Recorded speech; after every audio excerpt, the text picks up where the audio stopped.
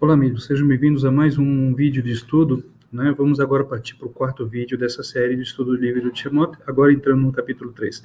Um pouco antes de entrar no capítulo 3, vamos falar um pouco sobre como o Midrash narra a situação que Moshe Rabbeinu chega diante de Yitro, né? Nós vimos nos vídeos 2 e 3 como o Midrash foi comentado, como ele narra os detalhes, como foi que Moshe Rabbeinu chegou e como Yitro o abordou, e como foi a aceitação de Moshe Rabbeinu. Cabe a gente repetir pelo menos um pouco esse comentário, que Moshe Rabbeinu se apresenta diante de Yitro ainda com roupas egípcias. E segundo as narrativas do Midrash, e também podemos observar que Moshe Rabbeinu havia saído um período extremamente longo, né, de Mitzrayim até chegar na casa de Yitro, né, seu mestre e também seu sogro. E ele ainda estava com trajes e roupas egípcias. E como poderia ser? Na verdade, sim, o ego de Moshe Rabbeinu ainda guardava as lembranças da sua educação na corte egípcia. Porque, segundo o Midrash, ele teve um tempo em Cush, né, Etiópia, não se tornou, foi administrador da cidade durante um tempo, mas não se tornou rei de lá e procurou não seguir por esse caminho, voltou para o deserto até buscar encontrar seu destino, encontrou seu destino em Midian. E ali ele foi aceito, depois de passar por severas provas, como deve ser o processo de um crescimento real e verdadeiro. A pessoa deve ser submetida a provas muito rígidas, e quanto mais rígidas as provas, maior é o sujeito, né? E após passar por provas rígidas, Moshe Rabbeinu é admitido como discípulo de Yitro. Durante o processo que Moshe Rabbeinu ele trabalha como discípulo de Yitro, ele é treinado apacentando as ovelhas de Yitro. Segundo Midrash, primeiro ele começa a apacentar as ovelhas menores, filhotes, depois passa para as ovelhas maiores, até passar para as ovelhas adultas. E depois começa a apacentar todas as ovelhas juntas. O Midrash também narra a incrível habilidade que Moshe Rabbeinu tinha de saber encontrar o melhor lugar para apacentar, o melhor lugar para trazer a alimentação, o melhor lugar de repouso e de segurança para as ovelhas. Conta que Moshe Rabbeinu também não perdeu sequer uma única ovelha em todo o período que elas estiveram sobre a confiança de Yitro. E foi exatamente apacentando as ovelhas, seres, vamos assim dizer, naturalmente estúpidos, que conseguem perder o controle diante da mínima ameaça de sua segurança, e não conseguem chegar um único palmo diante do nariz, e é preciso uma inteligência superior, como a do pastor, para poder direcionar o bando para o melhor caminho. Assim, Moshe Rabbeinu estava sendo treinado para poder conduzir o povo hebreu. Isso fazia parte do treinamento. Assim, era considerado um treinamento divino. Bom, Moshe Rabbeinu, depois, quando ele está pronto, ele chega diante do fenômeno que é chamado fenômeno da sarça ardente. A sarça ardente acontece no Monte Horebe. O Monte Horebe, segundo algumas tradições, diz que o nome significa desolação e solidão, ou estado de contemplação.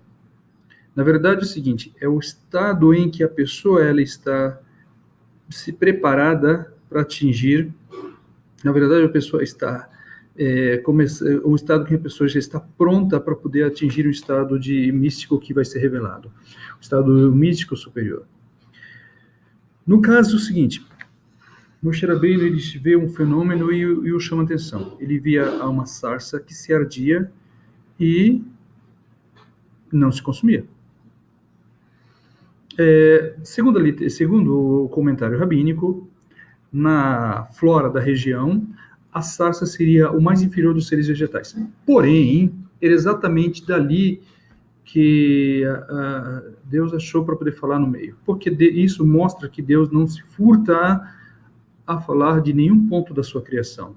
Porque ele mostra quem é que manda. Moshe Rabbeinu, vendo aquele fenômeno, ele se aproxima, e também é narrado a tradição que o anjo do Senhor que providenciou tal fenômeno. E esse anjo do Senhor que providenciou tal fenômeno, segundo a tradição, seria o anjo Micael. Moshe Rabbeinu se aproxima, e aí ele é advertido: pare, Moshe, tire os sapatos dos seus pés, porque solo sagrado é. Opa, o solo é sagrado. Admat Kodesh. solo sagrado. Precisa entender um pouco o que significa o conceito da palavra sagrado. No conceito judaico, a palavra sagrado significa especial e retirado. Especial e isolado, retirado, afastado, protegido. Enquanto que sagrado no Ocidente, na concepção, não apenas ocidental, na concepção também cristã e muçulmana, sagrado ou santo é o ápice da virtude, ética, moral e poderes extrasensoriais. E, na verdade, é apenas algo em separado. Isso significa, para o conceito judaico, o que é santidade, o que é santo. Bom, isso tudo para poder explicar, isso tudo posto, você já entende um pouco o cenário do que estava. Moshe Rabbeinu se aproxima e ele começa a observar aí, quando ele se aproxima, ele observa um efeito muito maior. A sarça queimava, se consumiu, mas só que ela se renovava.